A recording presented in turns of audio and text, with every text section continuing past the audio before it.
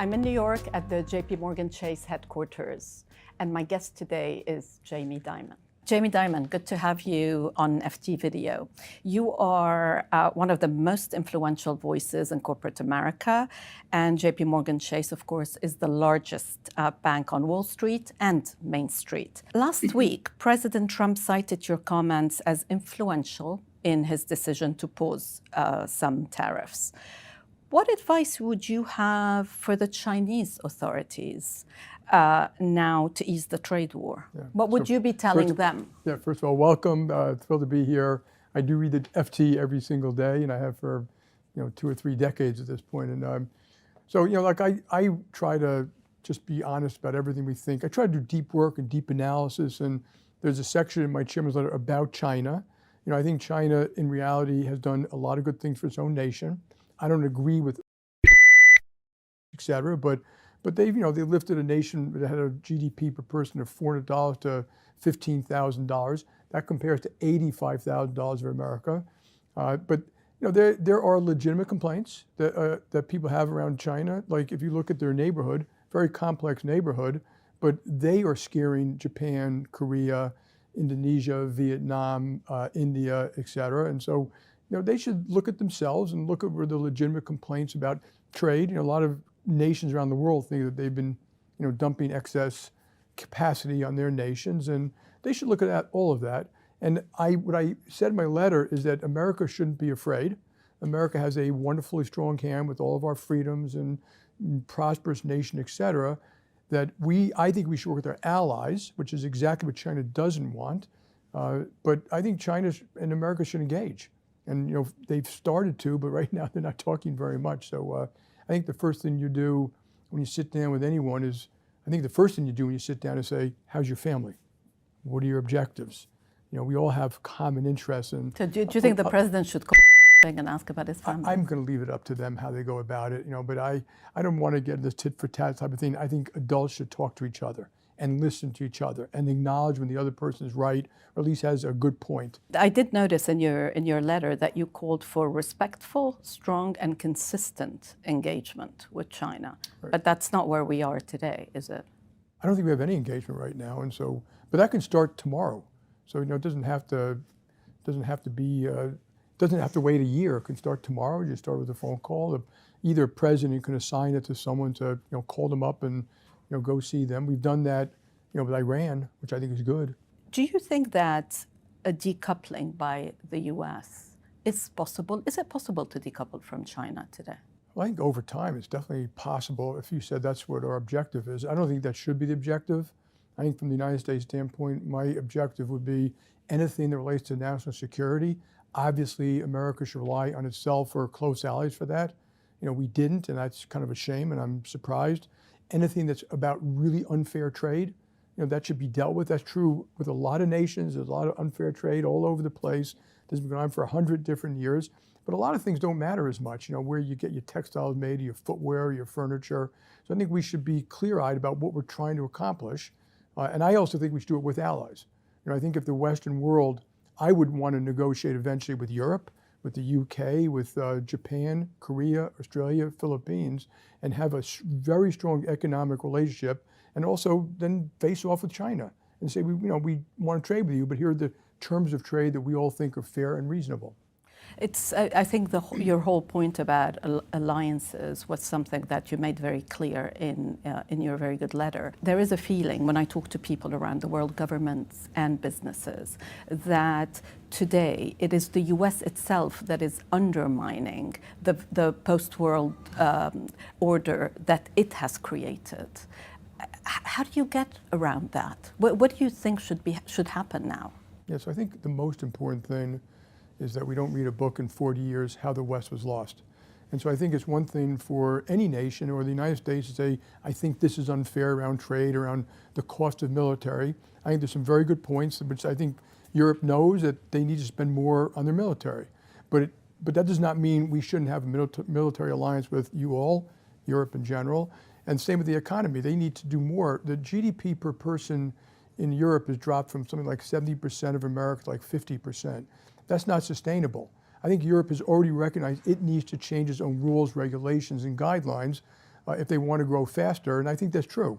But it should be done with us. The goal should be, in my view, to strengthen Europe and get them closer, not to get them weaker and get them further. So, I think fragmentation of the world is a bad idea, fragmentation of the Western world, and you can end up with the world looks like before World War I and World War II, where it's almost every nation for themselves trying to figure out how they're going to protect themselves. And unfortunately, that might lead to proliferation of nuclear weapons. What are the consequences for JPMorgan Chase of this potential fragmentation?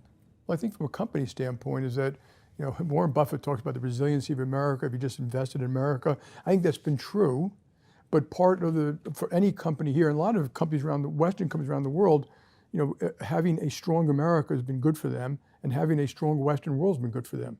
So if that wasn't true, I think it would put us in a much more weakened state. I'm talking about over 40 or 50 years, not the next 3 years or so.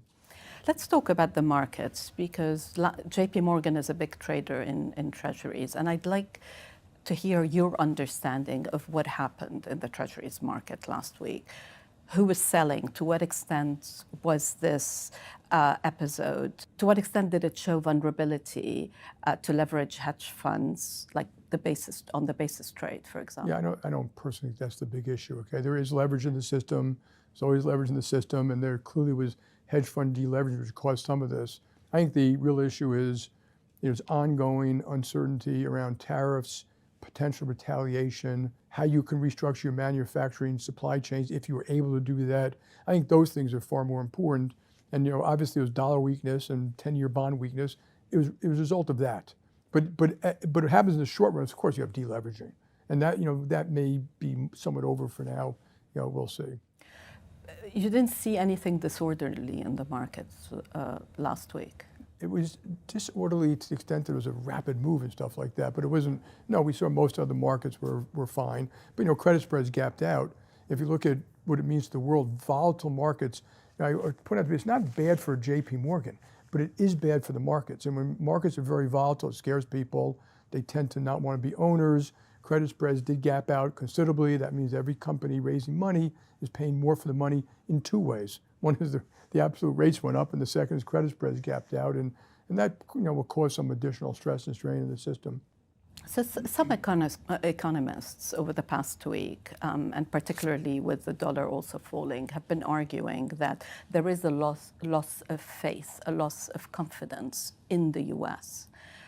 How worried are you about that? And do you agree? The U.S. is still the most prosperous nation the world's ever seen. It's still a haven because of that strength, the rule of law, the strength of America's economy, innovation, the growth. The United States military, which not just protects America, protects a good part of the Western world. So it's still very strong. But yes, a lot of this uncertainty is challenging that a little bit. So you can be reading about this nonstop until hopefully these tariff and trade wars settle down and go away, so people can say, I can rely on America. So I wrote, in my letter, I wrote, America first is okay, but not America alone. And so if you talk about, I'm not worried about the markets as much as I am about keeping the Western world together, free and safe for democracy. And that, to me, means you want to strengthen the economic relationships. If there's unfairness, deal with it. But yeah, we should be careful. I mean, I don't think anyone should assume they have a divine right to success and therefore don't worry about it. So you can't take it for granted? I would never take anything for granted, no. Do you have faith in Scott Bessent to steer the economy? Yeah, I hope so. I know him a little bit. I think he's an adult. I don't agree with everything the administration is doing, so I'm not arguing that point. But I think he's the guy who should probably be negotiating these trade agreements. The thing is, they are very complex. There are 12,000 different product lines. There are all these other complexities. There's transshipment. There are taxes, quotas, VATs, guarantees, subsidies. Like I said, it's been going for 100 years. I hope he has the right people around him who can say, okay, what should we do with Europe? What should we do with Japan? What should we do with Korea? And I think the sooner they come up with what I call agreements in principle, because they're not going to be able to negotiate a deal, around what makes sense. You could say, for example, with Europe, you need more military equipment, yes. More LNG, yes. Reduced tariffs, yes. We come up with a friendly deal that's good for Europe and the UK and the United States. Is that possible? I think so. And I'm hoping they're working on something like that. But I don't know that. I have no more information about. So you can't tell us that within 3 months the whole issue of tariffs and trade will be behind us? I can't, but if it isn't, I think it'll just be causing more consternation. You had a great 2024. You exceeded analyst expectations also in the first quarter. But you did warn about uncertainty on investment banking and the pipeline of deals. So there is some evidence of investors sitting on their hands. What do you think would reassure investors? What do you need to see? I spend no time trying to reassure investors, okay? Nor do I care that much about a year's results or a quarter's results. I write over and over. Not you. I mean, what do you need to see over around you? Profits are, they're a tip of an iceberg, and they're kind of ephemeral, and they're good revenues and bad revenues. People get very confused about what makes you a strong company. So the results in 2024 were because of things we've done over the last 15 years. It's not because of what you did in actually 2024. But there's no question, and we see it now, we're actually starting to survey clients, that clients are cutting a little bit back on investing. M&A's dropped. M&A in middle market, it's kind of dried up a little bit. Foreign direct investment may come down. So this is like real time. We don't really know, it's more anecdotal, but in this case, the anecdotes may be accurate, that you'll actually see some of the data going forward. But I always tell people, and they always say, leave us with a good taste in our mouth or positives. I don't find it my job to have to do that. I simply try to describe the world as it is, not I describe the world I want, I got to deal with the world as it is. So, we've had ups and downs before, we've had recessions before. I'm not as worried about that as I am about the bigger issue we've already spoke about. It just feels that today, last week you said recession 50-50. It's almost every day you have to assess the risk of recession. And that's really hard if you're a business planning on investing. You're making any decision really. Yeah, so you have to separate two things. So you never know the future. So if you're a business person, there might be a chance for recession. And I think it's almost a waste of time to constantly be doing that every single day. And when you build a company or a ship or you got to say, okay, I have to deal with this whole range of outcomes. And I always say, the economy is like the weather. It could be stormy, it could be sunny. You don't build your company saying, I can only survive under one way. I think some of these other uncertainties, okay, are material. And, one has been there for years now, geopolitical. I think, trade, tariffs, potential retaliation, the good news from deregulation. So there are all these things taking place. Will we settle Ukraine? Will we settle a good settlement for the sovereignty of Ukraine, a good settlement for Israel? Something with Iran. I don't know. But I think all of those things create what you're saying is an abnormal amount of turbulence and kind of forecast and thing. And that might change how you invest your money. You're not saying I'm going to change it because of a potential recession. I might change it because I have a completely different point of view about the future. So the administration makes a distinction between Wall Street and Main Street. And the emphasis is always, well, what's bad for Wall Street may very well be good for Main Street. You are the largest, JPMorgan Chase is the largest lender. So you have a view from across the country and Main Street. What are you seeing on Main Street? So first of all, I want you to agree. I agree that Main Street is more important than, quote, Wall Street. And we bank 80 million Americans and 6 million small businesses and cities, schools, states, hospitals, 100 countries. I think the health of those things is far more important than how I view the health of a JPMorgan or quote Wall Street. I do object to this Wall Street thing because who is Wall Street? We're owned by veterans, retirees, pension plans, all around the country. That's who I represent.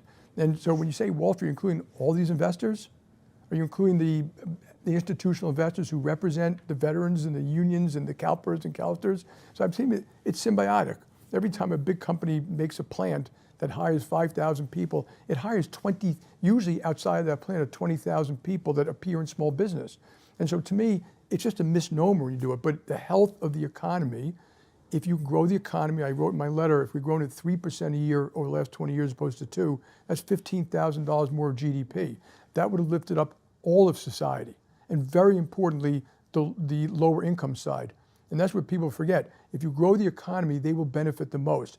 When you shrink the economy, they actually get hurt the most. And so, to me, our goal should be getting the whole, now I wouldn't even say the middle class, all of it can do better if we do a good job managing these economies. But are you starting to see stress on corporate and consumer Consumer, very little. But people writing about is that credit losses have gone up, but they've really normalized. They can continue to get worse. They've normalized. Jobs are still there. Consumers don't have all the extra money from COVID, but they're still spending. It's hard to tell how much is buying forward because they're worried about tariffs, but car sales clearly went up in the last couple of weeks. But usually the consumer has stress when there's unemployment. So you're going to see that when I see that, and then you're going to see credit losses go up and home prices, all things be equal, come down versus what they might have been, et cetera. And businesses are still doing fine, and they're earning money, but I think all bets are off now. So what you're going to see in the next 3 or 4 months is company after company report its earnings, and they're going to tell you what they think about what the tariffs do to them, sales, their consumers. You're going to hear some companies probably feel they'll be in a lot of stress. Some may benefit from all this. So it's it's not clear, but I think you're going to see kind of in real time what people think about it. And so no stress yet, but stress to be expected. Stress up here. A lot of there's not a business person I speak to who doesn't feel a little stress trying to figure out what this all means. So you remember Davos? It was just a few weeks ago, really, a couple of months ago. I think my observation, and a lot of people's observation then, was that it was peak optimism for U.S. business. Everyone was excited about taxes, deregulation. Everyone was playing down, all of the potential downside. I wasn't one of those, by the way, so go ahead. Okay, that's good to know. Although you did make some statements that surprised a few people there. Like what? But do you think corporate America and Wall Street underestimated the revolutionary nature of this administration? Yes, I do. Yeah, and I remember I always say with American exceptionalism, there's a really big but. And the but is that we borrowed, since COVID, for 5 years, we borrowed and spent $11 trillion. And that $11 trillion showed up in the hands of consumers. They had a lot of excess cash, credit losses came down, they spent a lot of that. It created some of the inflation, it created growth, it also created corporate profits. It's a big but. So, when we still have a deficit of $2 trillion a year, that's still a big but. Like when you're spending that kind of money, there's another side to that mountain, and there probably is. So yeah, I think America's exceptional, but it wasn't quite that exceptional. If Europe, for example, had borrowed another $1 trillion and spent it, their GDP probably would have been $1 trillion higher. But they would have had that same but. They did the same thing, just not to the extent of the United States. So, but I think there was a little too much exuberance back then. I thought so at the time, and I think when they announced the Liberation Day tariffs, they were dramatically different than people expected. I mean, way off the table than what people expected, and that was shocking to the system. I mean, the global system, not just in the United States. And of course, some have been already pulled back. Well, it's unclear what's coming, what's going. We seem to be going sort of, living day by day. Do you think that there is a grand plan here? Is there? I often hear administration officials talk about a transition. What is the destination? Is there a particular destination here? I don't know. I mean, you really have to ask them. And so, like I said, I'm hoping that the destination, I understand we need to resource certain things, and I think that's true, and I think we need to protect national security, reshoring, particularly around national security, unfair trade, but we have a lot of advanced manufacturing here. In fact, we're doing work today about what is manufacturing. Manufacturing includes, footwear, textiles, furniture, low value, like putting together toasters, all the way to some of the highest value stuff in the world, and you should be very thoughtful about that. So, to the extent that those things need to be fixed, they should be fixed. The goal should be, in my view, to strengthen the global alliances, help Europe get through its issues, maybe point out their flaws, but help them get through it, acknowledge that it wasn't always one way. When I go to Europe, I get a lot of complaints sometimes about, you guys also did this, and that's true. It was not a one-way street, and so I hope, cooler heads prevail. The president accomplishes what he wants to, but we keep the Western world together militarily and economically. That, to me, is the only super important thing. So when I talk to businesses in Europe today, one of their questions is why is the business community in the U.S., why is corporate America not speaking out, resisting more? I know you've spoken out, and as we said last week, obviously you had an impact. But is there a bigger role here for the business community? I'm not sure I've had an impact, but because they speak to hundreds of people, And so when you say that, I think a lot of business people are speaking to the president and the administration with kind of constant feedback. And I think when you do that, you have to say what's good for your country. You can't be the globalist and it's all about your profits, because then their first reaction is going to be, no thank you. And I don't blame them. But I think they're getting a lot of feedback. When people say the business community, if you spoke to the business community, their opinions are all over the place. It hasn't coalesced in one place. And some people want to support some of the objectives of deregulation. They think that's going to be a very good thing. And some companies are going to benefit from tariffs. Some have you heard from tariffs. Exemptions are being made, some legitimately. And I hope it doesn't end up being the corporate trough. Everyone's going to feed at that corporate trough. I don't know how you deal with all those phone calls, but one day there might be a coalescing of a feeling about we should be doing A, B, and C and not D, E, and F. And so I know a lot of business people talking to each other, and there is consternation. And plus the other thing is business people generally, I would say, are on the patriotic side. They want to help a president do a good job for their country, just like your business people probably want to help your prime minister do a good job for your country. So let me ask you a couple of questions about the bank, because you're very sort of old-fashioned and very futuristic at the same time. Old-fashioned in the sense that you really believe in branches. One of my biggest frustrations is I can't find the bank branch anymore in London, and you are still expanding. Explain to me why. Why do you think this is so important at a time when digital banking is growing a lot as well? Yeah. So I'm not old-fashioned. Yes. If it works for the client, that's what we do. If it didn't work for the client, I wouldn't do it. I mean, we're always forward-looking, like what do they want? So the client, I think 1 million people, almost 1 million people a day visit our branches. They want our branches. We open account in branches, we educate them in branches, small businesses use the branches, private clients use the branches, middle market clients use the branches. So we want our branches, and if they weren't working, I'd close them. We also are hugely digital. I mean, I think almost 80 million people use various digital things. So, giving people more of what they want, some physical locations, online trading, online payments, online data, wealth management. We try to serve the client and look at the world from the point of view of the client, whether it's a corporate client or a consumer client. So, and to do that, you have to be forward-looking, but also very analytical. It isn't about what I want. It isn't about, what people say branches are going to disappear. We don't have to guess. We do a lot of analytics to say what works and what doesn't work and why. So you're also described, well, JPMorgan is described as the NVIDIA of banking. You've invested early and a lot in AI. You've developed your own LLM as well. Did you think you needed a cultural transformation for your employees to just take this up and accept it? No, I think. Did it require a cultural transformation? No, I don't look at it that way. I look at it, any company is always growing and morphing and changing and learning. And if you're not, you're not going to do well. And if you look at the failure of companies, it's often complacence, arrogance, bureaucracy.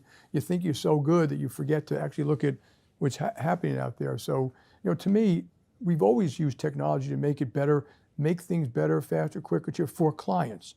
That technology was digital. We've always been big analytics. We started using, and then AI was, I think 12 years ago we started using it. Again, it's all about what works for the client. How can you make it work better for your banker or for your employee to do something better for a client? So that should be a constant state of affairs at a company. But how do you judge whether the money's been well spent? What are sort of the metrics that you use? Okay, so we divide it. First of all, if you look at my management learning class, there's good expense and bad expense. I always tell people, like, we expense the building of a branch and it's negative for a while and then it earns money. I call that an investment. I don't care that accountants call it an expense. There's also bad revenues. Revenues, no, a bad loan is bad revenues. So you have to actually go deeper to figure out what you're doing that makes sense. But when you talk about like technology or AI, every project is identified, what it hopes to accomplish and how it hopes to accomplish, the timetables, the money we're going to spend. And for a lot of them, I call it MPV. You look at the returns. We know we put $200 million in this risk, I think it was $200 million in risk application, a big AI one, and it's reducing risk and fraud losses by 100 to 200 million a year. That's a great return. And that's why our costs have been going down and not going up in a lot of areas. So we've used AI for risk, fraud, marketing, errors, customer agents, you name it. Some are identifiable. There are certain things we do, I don't even try to justify it. Like, getting your data into a more usable platform, to me, it's just table stakes. Just do it. I remember we were doing digital account opening. People wanted to take all the time to analyze, is it going to be worthwhile? It's going to cost a lot of money to build, to integrate in our systems, and and we're going to gain this and lose that, and it'll save space. And I was like, forget all that. The analysis will never be right. Customers are going to want it. Just do it. So there's no MPV on that. So we do everything and say, forget that. Just this is a better thing for customers. Just do it, and we'll be okay. When you look at the huge AI investments that we've seen, especially in data centers, do you think that there's an AI investment bubble? Do you think the investors are actually going to make money? Because it's still very unclear. First of all, to me, that's an issue. I want to use it to do the best we can for our clients. I'm not as concerned about open models or closed models or this chip or that chip or permissioned or not permissioned. Just use it. And we're going to be using all those things. As you already mentioned, we use LLM on our own data. Soon you're going to be able to use it in our data combined with outside data without leaking our data, which is very important. We have to maintain proper controls of that. And I think some of these things will be bad. You had the internet bubble of 2000. I think some will do well. So I don't think it's like one size will fit all. But there is a lot of money going into it, and you're going to see a lot of assumptions made that are wrong, like how much it costs to do inferencing. Do you have to use large language models when a small language model can work? There are a lot of things we do. The large language model takes too long. You cannot do it. So you have to have, use much more limited models, much more limited inference, much more limited databases, but you still get 90% of the benefit. So let me ask you about a few fun facts about Jamie Dimon. First, and I'm sure you're very used to this question, but you've run the bank for what, almost 20 years. Last year, you said your timeline is less than 5 years.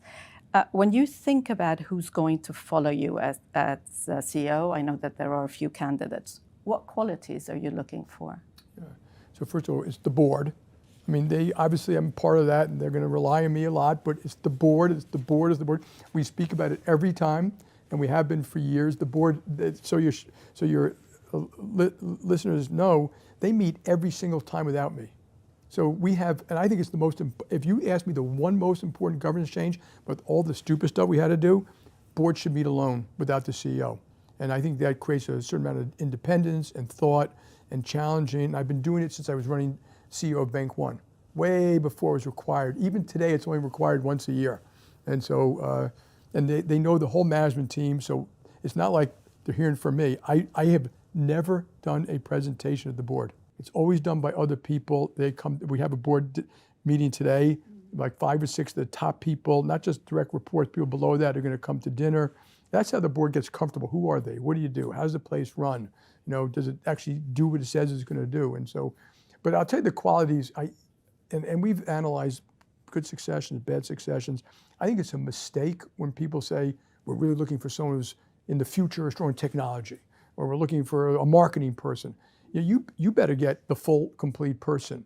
And so you want a person who's analytical and detailed, and they run things well, they're administered. But I think the most important ones are heart. They give a damn, and people know it. Curiosity. They're constantly either here or on the road asking what works, what doesn't work, which is a form of humility, by the way. I don't know. Please explain that to me. I didn't understand. What should we do about it? A little bit of grit. They have to take a lot of body blows in these jobs, but you just keep on going, and you have your vision, and you further the vision by people see your actions. You do what you say what you do. When you hear about bureaucracy, you get on the phone and you do something about it. You make it fun for people, and so all these various things, courage and grit and heart and capability, and all human beings are a mix of these things. You can't pluck out one, and you're not perfect at any one of them, but and they form teams. The people who becomes friends of Jamie, and that always ends up being a disaster. And I'll make fun of one more thing. When people say, you need a transformative leader, sell the stock.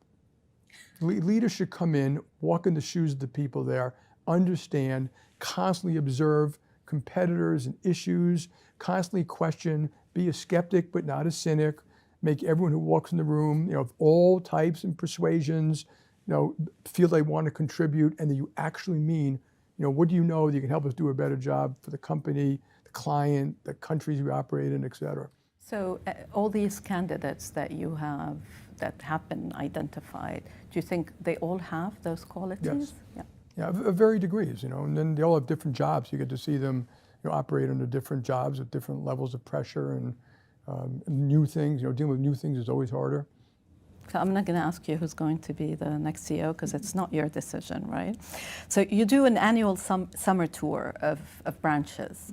In 2024, I think you went to Iowa, Minnesota, Nebraska, Missouri, Kansas, and Arkansas. Where are you going this year? I think we're going to do Alabama, Mississippi, something. There's actually, I haven't seen it, but it's something the new states. We're opening new branches in those states, so maybe start in New Orleans. Why do you do this? Why do you do this? And it's not a branch tour. It's a road trip. And we have big lunches for middle market clients, small business clients, CEOs. We've done it with the big CEOs in Palm Beach. We also visit branches and call centers and governors and mayors and people come and go on the bus in between some of these stops. What do you get out of this? I get to see my management team in action. I was going to say on the bus in between, we've got tellers and branch managers and loan officers. And I always say, teach us. Tell us, here's a beer and immunity. Tell us the stupidest things we do. So you get to see your own people. You find out a lot of stuff about competitors, how well you're doing in a city, how well your bankers, and it could be the investment bankers are liked, how that we're not doing enough to help St. Louis X or Omaha Y, and you have fun. And the bus trip is not completely new. We've been doing it for 15 years, but I always did road trips, and I do the same thing. We go to the UK. We get out and about and, not quite the way, we don't have a retail system there, but you try to meet a lot of people. Do you have a favorite place that you've visited, that you've toured? In the United States? Yeah. I like them all. One of the great benefits, particularly off the beaten path, is democracy works. And that local communities, like all these cities, the mayor, the governor, business, not-for-profits, university, they're all working together to build the Riverwalk, bring in jobs, teach the kids what they need to do for that local business. And that works. Small democracy works. There's a lot to be learned from that. Oh, the other thing is quite uplifting. Huge innovation in Austin, in Omaha, in Kansas, in St. Louis. It's not just Silicon Valley. And that diaspora of innovation is now also Europe. So when I go to the UK now, there's a huge amount of technology that we do in Glasgow, Dublin, Bournemouth. We've had fintech conferences in Paris and the UK, and I think this technology stuff is changes the world for the better. So, speaking of kids, if you were graduating today, would you still go into banking? Yeah, it's a not a very convincing. Here's what's great about it. I would, but I understand why people might not want to because there's always constantly being attacked by various parties and sides. But the beauty about it, it is one of the flywheels, spin wheels that creates these great economies. It's the meeting of minds and people and capital and distribution of capital. Capital deployed the right way is meaningful. Deployed the wrong way can destroy a country. And that's not just banks. It's venture capital. It's private equity. It's hedge funds. It's all these various things that. And then when you wake up in the morning, you read the paper. Almost everything in there is going to affect you. And people like talking to you at a cocktail party because what do you think of this? What do you think of that? Which is different in certain industries. They're very kind of narrow in their own industry. So it's a fascinating field. And it's high-paced, it's fast, it's risky. So yeah, I would go into it. But I understand why some people say, what, give me something that's a little more comfortable. Is there anything else you would go into? I've always loved the media, even though I criticize it quite a bit. And there's a little media thing I may do when I'm done with this job. Do tell. Yeah, well, I'm not going to tell you. You're going to you. be a competitor. It could be a competitor or an aid, and it's something I think all the papers should be doing about, but I'm not going to tell you what it is right now. So I think media is critical for educating the public, but even more important than that, educating the influencers. Those influencers could be other press, Senate, administrative officials. I'm talking about around the world, politicians, the politicians' staff. And that's where they get a lot of their information from, which is why sometimes they get critical. They spend a little more time understanding the issue before they make it binary, and then just say stuff that just fundamentally is not true and misleading. You read a lot of history. Yeah. What are you reading now? The last book I read was about Eisenhower. I have tons of books by my bed, but I've been really, really busy with these little crises, writing that chairman's letter, et cetera. But I do want to point out to the Brits, because it's just important. And I think people talk about the special relationship because there are articles maybe in your paper and then articles here kind of making fun of the special relationship. In September 1939, okay, from that moment until America entered the war in December of 1941, the UK stood alone and fought Nazism, all by themselves, at great risk to themselves. People don't understand, even in the United States, that the Battle of Britain wasn't this little short thing. It was many months long, 40,000 people died, and they stood alone. They were strong, and they were waiting for help.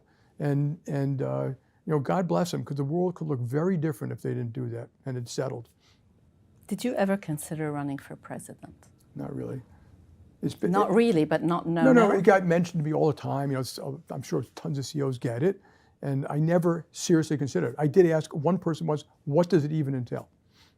And what were you told? That you give up your whole life, your family, your this, 12 months on the road, raising money, all those things. I was like, I'm just not sure that's me. But you work all the time, don't you? Yeah. What do you do to relax? So I spend a lot of time with my family. And my daughters often say, Dad, you need some hobbies. And I tell them, I do. We all go out to dinner, we barbecue, we take vacations together, we used to ski together. I read history books, like wine, I like music, I like hiking. I can't play tennis anymore, we used to play tennis together. Those are the things I love. I'm not into fancy cars, or I don't do many black ties or red carpets or stuff like that. So, on the weekends I have a country house, all my kids show up, I have 7 grandkids, that's my hobby. And I love reading history, so if I have extra time, I haven't started the podcast yet, though I have tons of them in my phone, because people say, you gotta listen to these, but when I'm like walking alone or on a treadmill or something like that, I like to think. I will listen to music, but I like to think. I don't like my brain to be filled 100% of the time with people telling me stuff. Jamie Dimon, thank you. Roula, thank you.